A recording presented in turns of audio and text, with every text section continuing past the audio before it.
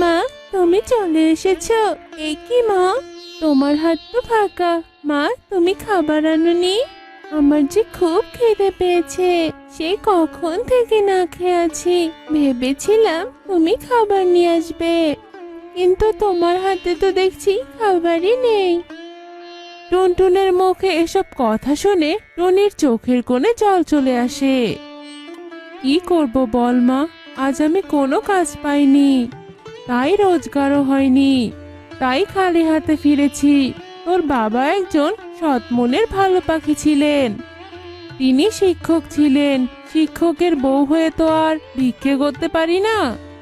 তোর বাবা চলে গিয়ে তো আকাশের তারা হয়ে গেছেন, কিন্তু আমাদের অথই সাগরে যে ভাসিয়ে রেখে গেছেন। মা, তুমি আবার কাঁদছো? এভাবে কেঁদো না মা। মা, আমি আর খাবার চাইবো না মা, আমার খিদে চলে গেছে। আমি এক্ষুনি 3 গ্লাস জল খেয়ে নিচ্ছি, তাহলে আমার পেট পুরো ভরে যাবে মা। তাও তুমি কেঁদো না। আমার লক্ষ্মী মেয়ে, আয় মা, বুকে আয়। এরপর মা মেয়ে মিলে কান্না করে। টুনটুনের বাবা মারা যাওয়ার পরেই টুনির সংসারে অভাব দেখা দিয়েছে, তাই টুনি টুকটাক কোনো কাজ করে তার সংসার চালাতো। একদিন টুনি যখন কুলির কাজ করছিল, তখন হঠাৎই তার মাথা ঘুরে যায়, আর তার মাথায় রাখা বাক্সটা পায়ে পড়ে যায়। ও মা গো, মরে গেলাম গো, আমার পাটা বুঝি ভেঙেই গেল। টুনির পা থেকে রক্ত পড়ছিল।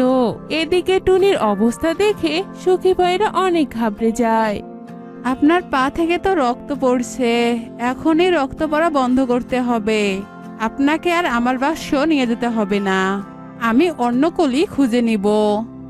আপনি আপনার ঠিকানা বলুন, আমি আপনাকে আপনার বাসায় পৌঁছে দেই। এরপর সুখী পায়রা টুনির কাছে তার বাসার ঠিকানা নিয়ে বাসায় পৌঁছে দেয়। টুনটুন তো তার মায়ের অবস্থা দেখে ভীষণ ঘাবড়ে যায়। কি করে হলো হ্যাঁ মা, একটু সাবধানে কাজ করতে পারো না? ওহ, অনেকটা রক্ত পড়েছে, এক্ষুনি তোমার ক্ষতে ওষুধ লাগাতে হবে, রক্ত পড়া বন্ধ করতে হবে তো। এরপর টুনটুন কোনো রকমে তার মায়ের ক্ষততে কাপড় বেঁধে ডাক্তারের কাছে চলে যায়, আর ডাক্তার উল্লু পেঁচাকে বাড়িতে নিয়ে আসে। টুনটুন, আমি তোমার মায়ের পায়ে ব্যান্ডেজ করে দিয়েছি, এখন তোমার মায়ের বিশ্রামের প্রয়োজন। একটু খেয়াল রাখবে তোমার মা যেন বেশি হাঁটাচলা না করে, আর ঠিকঠাক এই ঔষধগুলো খাওয়াবে। তবে আমি চলি টুনটুন। এরপর পেঁচা চলে যায়। মা, এবার কি হবে মা? তুমি তো অসুস্থ, তোমার চিকিৎসার খরচ, সংসারের খরচ কি করে জোগাড় করবো আমি যে কিছুই বুঝতে পারছি না। অত ভাবিস না টুনটুন, শোন, আমার কাছে একটা মাটির ব্যাংক আছে। ওই ব্যাংকে আমি কিছু টাকা জমিয়েছিলাম তোর বিয়ের জন্য, আর তুই ওগুলো যদি খরচ করিস তাহলে ভালোভাবে 6-7 দিন চলবে।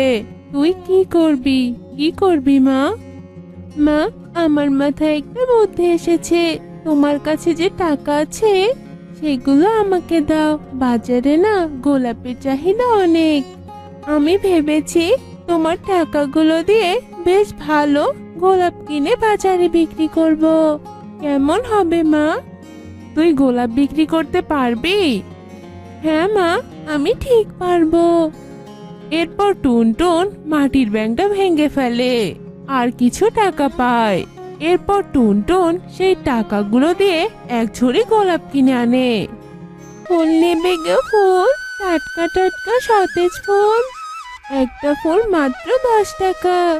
ফুল নেবে গো ফুল। এই যে মেয়ে, তোমার নাম কি? আমার নাম টুনটুন। আপামনি, আপনার ফুল লাগবে? কি মিষ্টি করে কথা বলো তুমি।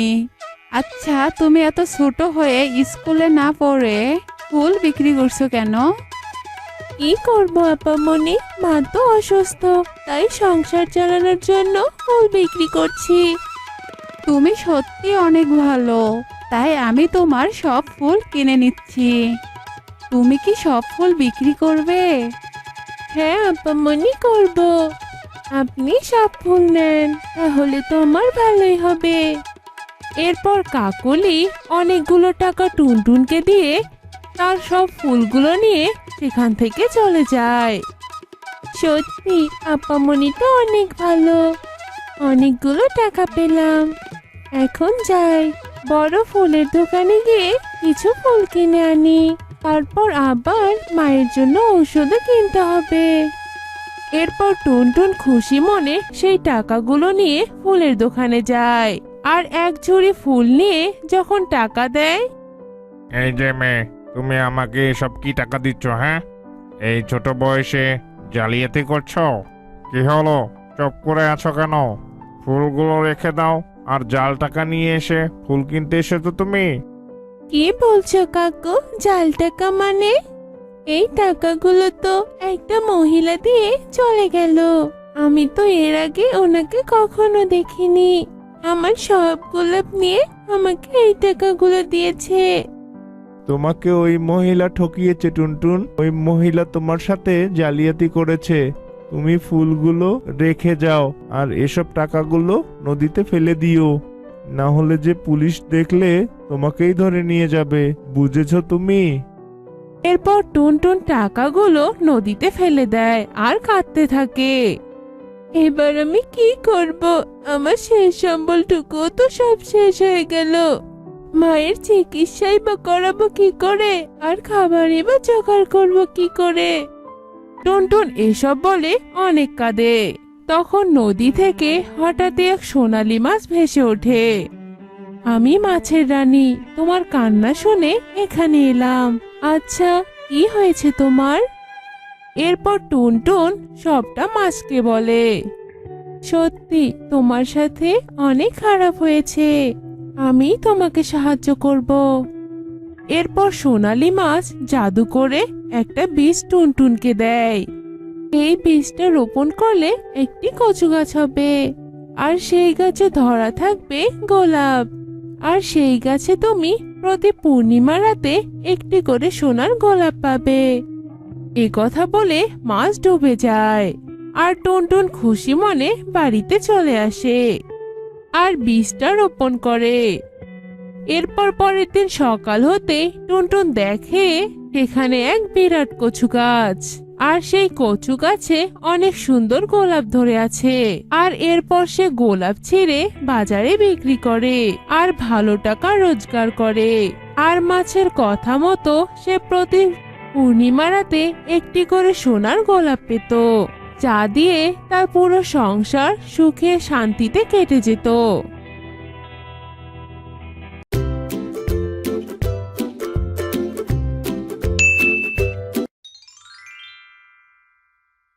একে কি ঘরটা কিনা ভেঙে গেল?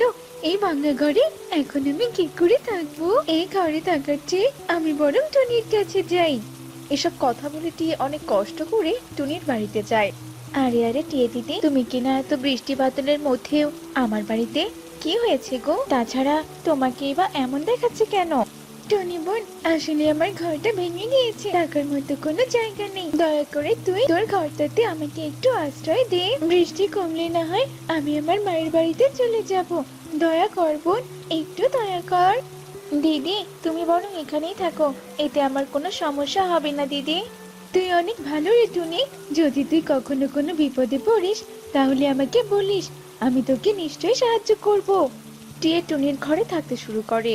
এভাবেই রাত পেরিয়ে সকাল হয়ে যায়, আর সকাল হতেই বৃষ্টি থেমে গিয়ে সূর্যের লাল আভা বের হয়। টুনি, আকাশটা একদম পরিষ্কার হয়ে গেছে রে, এবার তবে আমি আসি। আমাকে যে আবার নতুন ঘর তৈরি করতে হবে রে।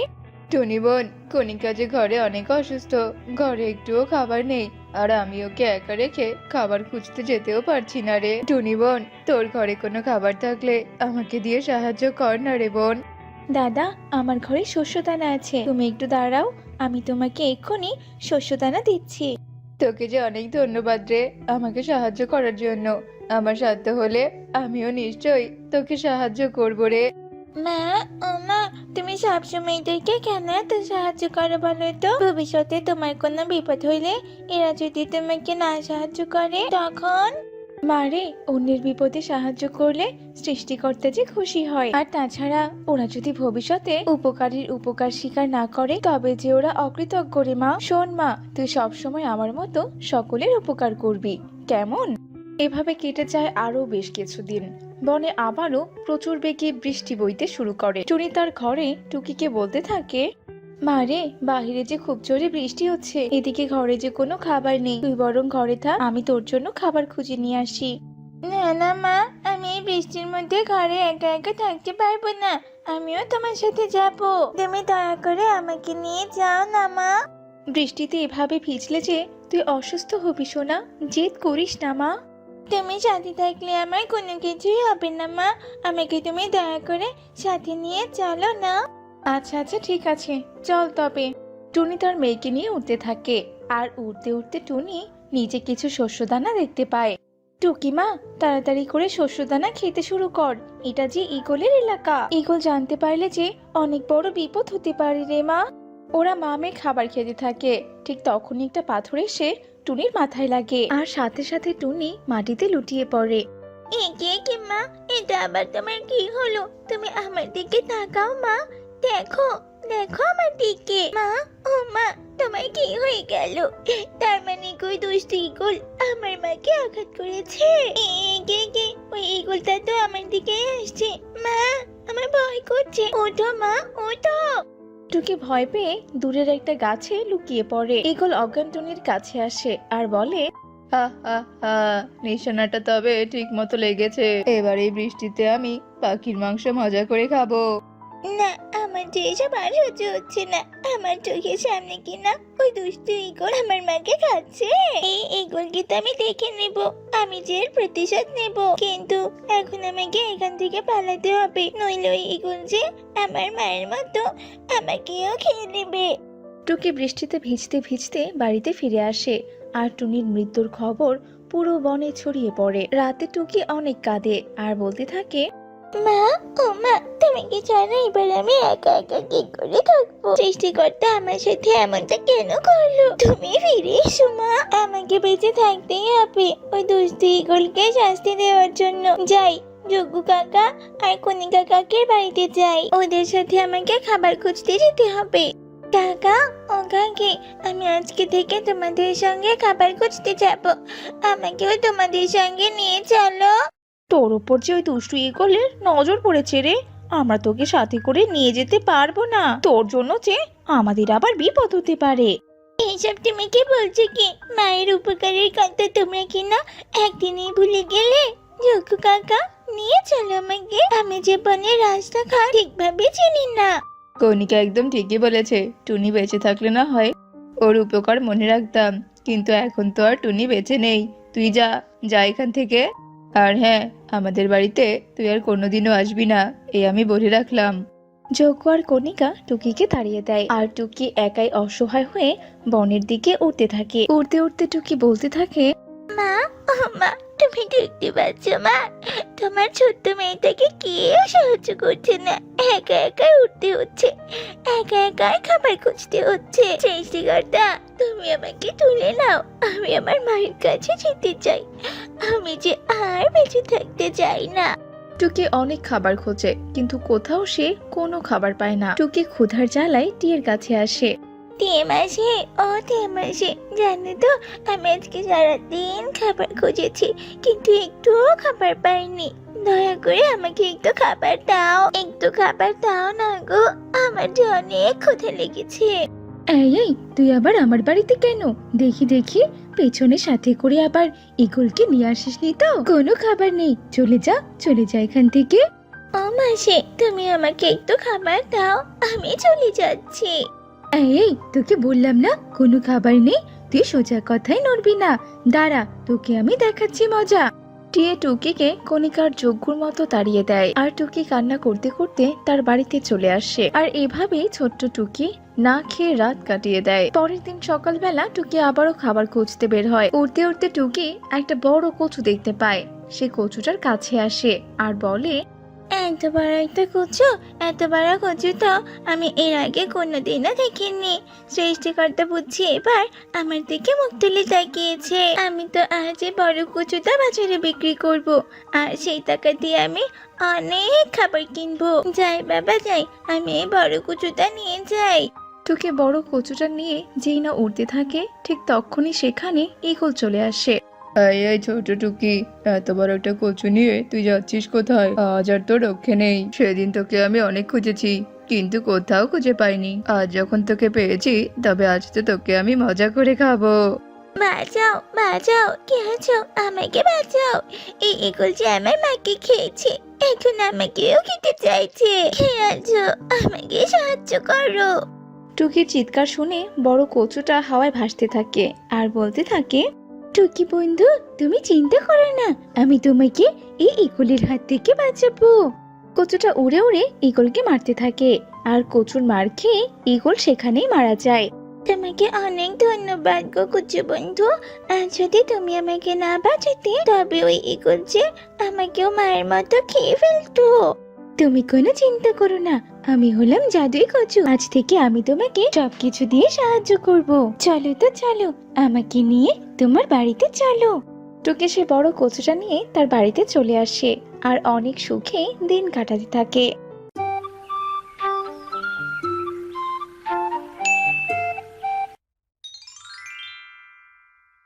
আকাশটা তো অনেক কালো, মনে তো হচ্ছে আজকে বৃষ্টি আসবে। বৃষ্টি আসার আগেই আমাকে বীজগুলো রোপণ করতে হবে। তাড়াতাড়ি হাত চালা রে টোনা, তাড়াতাড়ি হাত চালা।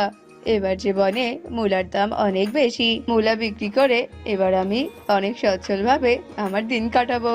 কি ব্যাপার রে টোনা, বলছি জমিতে এবার কি রোপণ করছিস? তাছাড়া এভাবেই বা কি বিড়বিড় করছিস বলতো?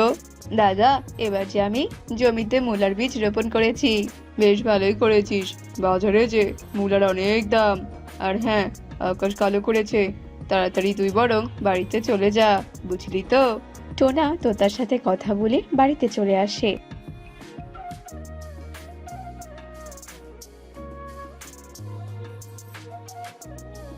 আর এইভাবে বেশ কিছুদিন কেটে যায়। একদিন সকালবেলা, টুরি, আমি বরং জমিতে গেলাম। মূলার গাছগুলো বড় হয়ে গেছে, জমিতে যে পানি দিতে হবে। আরে আরে, খাবারটা তো খেয়ে যাও। আমি ফিরে এসে খাবো গো, তুমি এই নিয়ে একদম চিন্তা করো না। এরপর টোনা জমির দিকে উঠতে থাকে আর জমিতে পানি দিতে থাকে। এভাবে কেটে যায় বেশ কিছুদিন। এমনই একদিন, গিন্নি, আমাদের ক্ষেতের মূলাগুলো যে অনেক বড় হয়েছে, কালকে আমি মূলাগুলো নিয়ে বাজারে যাব। কাল যে আমার কষ্টের অবসান হতে চলেছে, আমার যে খুব খুশি খুশি লাগছে গো। তুমি সত্যি বলছো তো টোনা? আমাদের অভাব দূর হবে তো? হ্যাঁ হ্যাঁ টুনি, তুমি এই নিয়ে কোনো চিন্তা করো না। সত্যি সত্যি আমাদের অভাব একদম ঘুচে যাবে। আমি যে সকাল থেকে কোনো কিছু খাইনি, সেটা কি তুমি ভুলে গেছো? যাও তো যাও, আমার জন্য তুমি খাবার নিয়ে এসো। এরপর টুনি টোনাকে খেতে দেয়। অন্যদিকে যজ্ঞ আর কণিকাও তাদের ক্ষেতে মূলা চাষ করেছে। যজ্ঞ, ও যজ্ঞ, টোনার ক্ষেতের মূলাগুলো যে অনেক বড় হয়েছে। আমি শুনেছি ওই টোনা নাকি কালকে তার জমির মূলাগুলো বিক্রি করবে। কি বলছো কি তুমি? কালকে কিনা ওই টোনা মূলা বিক্রি করবে? তবে তো টোনা মূলার অনেক ভালো দাম পাবে। বেশি দাম পাওয়া মানে ওই টোনা ধনী হয়ে যাওয়া। না না, আমি তো এটা কিছুতেই হতে দেব না। হতে না দেবে তো কে করবে? হ্যাঁ, আমাদের তো করার মতো আর কোনো কিছুই নেই। টোনার উন্নতি নয়, বরং আমি ওর চোখে পানি দেখবো।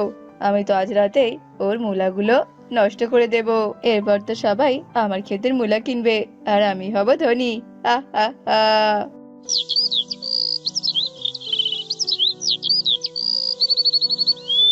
রাতের বেলা যজ্ঞ আর কণিকা টোনার মূলার জমিতে আসে।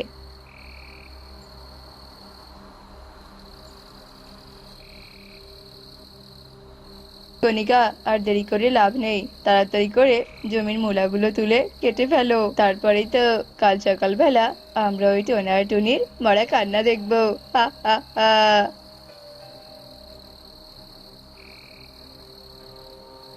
হতচ্ছাড়া টোনা, শুধু শুধুই তুই অনেক স্বপ্ন দেখেছিলি। চলো চলো কণিকা, এবার আমরা শুয়ে পড়ি।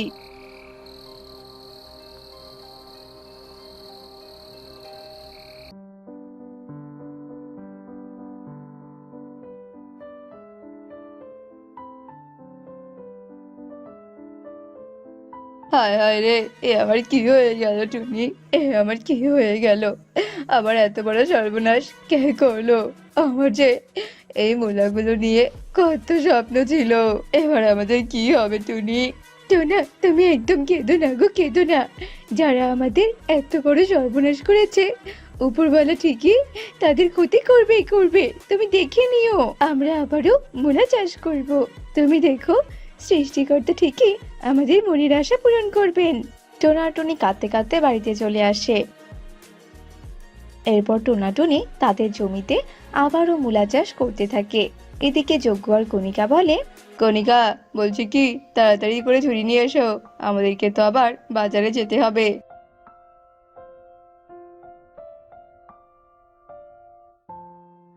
কণিকা, তাড়াতাড়ি করে মূলাগুলো তুলতে শুরু করো, বাজারে সব কাস্টমাররা তো অপেক্ষা করছে। যজ্ঞ আর কণিকা মূলাগুলো তুলতে থাকে। হঠাৎই যজ্ঞ সামনে একটা বড় মূলা দেখতে পায়। কণিকা, তাড়াতাড়ি করে এদিকে এসো, এই দেখো কত বড় একটা মূলা। হায় হায়, এ কি সর্বনাশ হলো।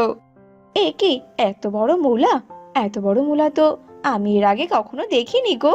এখান থেকে সরো সরো কণিকা, সরো, এই মূলাটা তাড়াতাড়ি করে তুলে ফেলে দিতে হবে, নইলে বনবাসী দেখে অভিশপ্ত ভেবে আমাদের কাছ থেকে কোনো মূলাই কিনবে না। যজ্ঞ বড় মূলাটা তুলে যেই না ফেলে দিতে ধরে, অমনি কণিকা বলে, আরে আরে, করছোটা কি, ফেলে দিও না, এই বড় মূলাটাই আমাদেরকে ধনী বানাবে। আমার মাথায় একটা বুদ্ধি এসেছে। তোমার মাথায় আবার কি বুদ্ধি এলো বলো তো, শুনি আগে। আরে আরে বাহ, তোমার মাথায় তো দেখছি অনেক বুদ্ধি। চলো চলো তাহলে বাজারে চলো। এসো এসো, আমার কাছে এসো, বড় জাদুই মূলা নিয়ে যাও নিয়ে যাও। যে এই জাদুই মূলা একবার নেবে সে একদম কোটিপতি হয়ে যাবে। এসো এসো। এ কি, জাদুই বড় মূলা? এটা তো আমি নেব। বলো বলো, এটার দাম কত? এই মূলার দাম পুরো 5 লাখ টাকা তোতা। কি, এই মূলাটার দাম কিনা এতগুলো টাকা? আমার সব জমি বিক্রি করলে তো এতগুলো টাকা হবে না, দয়া করে একটু কম করো দাদা। কোনো কম হবে না, নিতে যদি পারবি না তবে এখানে কেন এসেছিস? হ্যাঁ, সরে যা বলছি, আমার যে অন্য কাস্টমার আসবে। সর সর বলছি।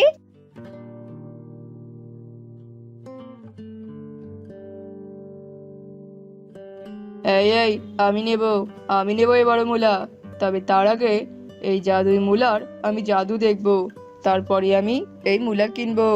শোনো ইগল দাদা, শোনো, এই জাদুই বড় মূলা দিনের বেলা কোনো জাদু দেখাবে না, তবে হ্যাঁ, রাতের বেলা তুমি এই জাদুই মূলার কাছ থেকে যা চাইবে তুমি তাই পাবে।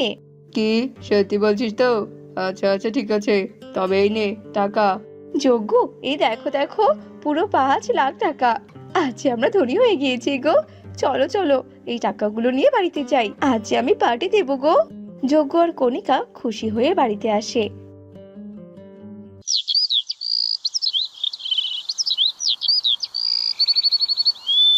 এদিকে রাতের বেলা ইগল বড় মূলাকে বলতে থাকে, এই এই জাদুই মূলা, আমাকে এক রাতে এত সোনা দানা দে, যার কারণে আমি অনেক ধনী হয়ে যাই। আমি যে কোটিপতি হতে চাই। কি হলো, দে দে বলছি, সোনা আমাকে দে। ইগল জাদুই মূলাকে অনেক বলতে থাকে, কিন্তু তারপরেও জাদুই মূলা ইগলকে কোনো কিছুই দেয় না। এই বড় মূলা কোনো জাদুই মূলা নয়, বুঝছো তো? ওই যজ্ঞ আর কণিকা তোমাকে ঠকিয়েছে, বোকা ইগল কোথাকার। আমি মোটেই বোকা নই, বুঝতে পেরেছো তো? আমি অনেক শক্তিধর আর ক্ষমতাশীল। আজ রাতেই হবে ওদের শেষ রাত। দাঁড়া দাঁড়া যজ্ঞ কণিকা, দেখাচ্ছি মজা।